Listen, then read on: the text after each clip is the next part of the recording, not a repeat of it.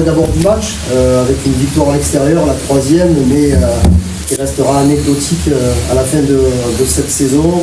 Une deuxième mi-temps qui a... Je ne vais pas parler de regrets, parce que c'est pas le temps des regrets ce soir, mais on a retrouvé un peu l'Olympique de Marseille en deuxième mi-temps.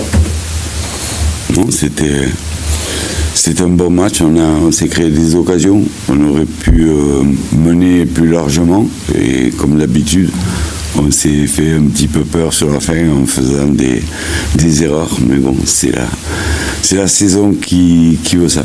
Là, il y a la victoire, c'est déjà un premier point pour moi, parce que j'avais demandé aux joueurs, je ne voulais pas finir ma carrière sur encore un faux pas. Donc j'avais demandé de faire un effort et je pense qu'on était plus dans l'état d'esprit aujourd'hui que ce qu'on a été mercredi. Mais vous êtes sanctionné par une 8e place qui ne permet pas à l'Olympique de Marseille d'être européen la saison prochaine. Je sais. C'est pour ça que je suis triste, parce que je me l'étais mis dans la tête qu'on pouvait le faire. Il y avait la place, même si on n'avait plus droit à l'erreur. Par rapport aux points qu'on avait quand on est arrivé. On a fait 12 matchs, on a pris 20 points. Bon, c'est l'OM de cette année. Oui, Giovanni. Bonsoir coach. Par rapport à cet échec de qualification pour une Coupe d'Europe, qu'est-ce qu'à votre avis votre équipe a manqué? Qu'est-ce qui vous a manqué pour être européen? Quand vous finissez première ou deuxième équipe à domicile et avant-dernière à l'extérieur, il doit y avoir du caractère là-dessous.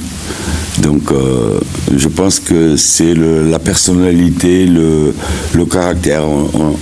On vit avec un groupe de bons mecs, mais qui n'arrivent pas à se sublimer à l'extérieur. Il faudra tenir compte de ça. Oui. Jean-Louis, bonsoir. Comment est-ce que vous qualifieriez la saison de l'OM, même si vous n'avez fait qu'une partie, mais quel est le terme que vous utiliseriez pour qualifier ce sport? Est-ce qu'on peut parler d'échec? Parce que le mot il peut utiliser ce soir. Est-ce que l'OM est en échec cette saison? À partir du moment où l'OM n'est pas en Coupe d'Europe, on peut dire que c'est une mauvaise saison. L'OM, j'ai vécu des soirées d'Europe où ces gens, ce public, ce stade méritent l'Europe toutes les années.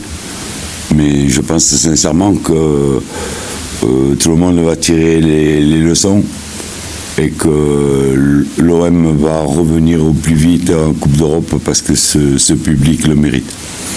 Michel. Vous allez quitter le club. Est-ce que vous auriez un conseil à donner à votre successeur? Non, chacun a ses problèmes. Toutes les missions que vous faites, il y a un effectif donné. Quand il n'y a pas un mercato entre, vous n'arrivez pas à le monter à votre façon. Alors là, il fallait faire jouer des joueurs recrutés par d'autres pour jouer dans des systèmes différents. C'était très compliqué. C'était très compliqué. En plus de ça, on a eu une période de blessures extrême où on a vu débuter en Coupe d'Europe des petits de 17 ans qui vont venir. Et pour moi, la bonne nouvelle, je vous le dis franchement, c'est comment travaille le centre de formation. Et la génération qui arrive de 19 ans. Et là, c'est une bonne nouvelle, je vous le dis.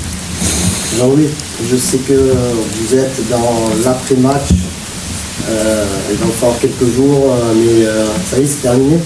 Ah oui. Terminé. L'OM, c'est terminé. Oui. Le métier d'entraîneur, c'est terminé. Oui. Comment vous vous sentez? Bizarre. Quand il a sifflé l'arbitre, j'étais content parce que à tout prix, je voulais gagner. Mais là, c'est bizarre parce que, bien sûr, il va falloir rester dans le football parce que vous savez faire que ça.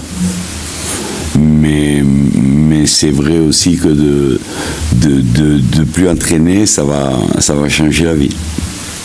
Et de bonne retraite. Merci beaucoup.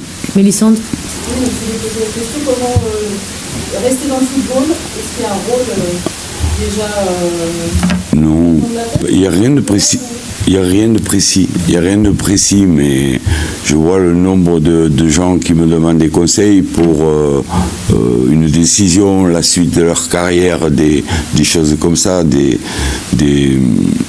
agents des fois qui me demandent la valeur d'un joueur, comment le joueur pourrait progresser. Ça va tourner autour de ça, des conseils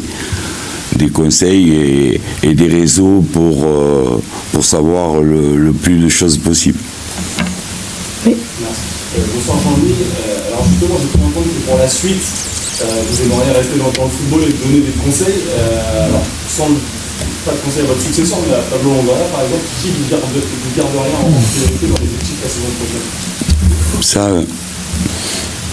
je vais rencontrer le président dans la semaine et je lui ferai un scanner de ce que j'ai ressenti.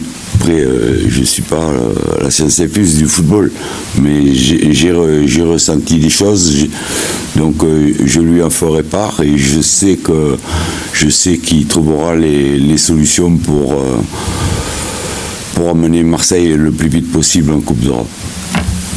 Merci.